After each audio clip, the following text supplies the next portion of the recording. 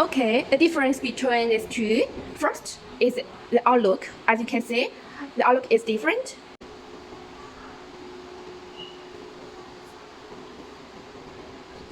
Then the inside, the first, bean hopper, grinder, brewer, 3 containers, 2 mixers, drink outlet, okay, or waste bin, and here, chip tray.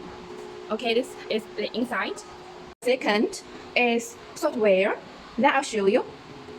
First, we can change language here,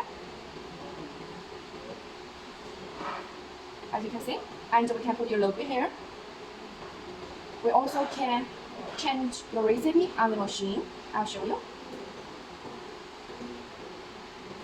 I want to change the recipe of latte. Click on it. Here is the recipe of latte. Okay, as you can see, the ingredients. Okay, the first step is apple beans and water. The second step is apple milk and water. So, and I also can change the amount of water. Like I can give it more or give it less or give more. And also can give less beans. Okay, then I will change it.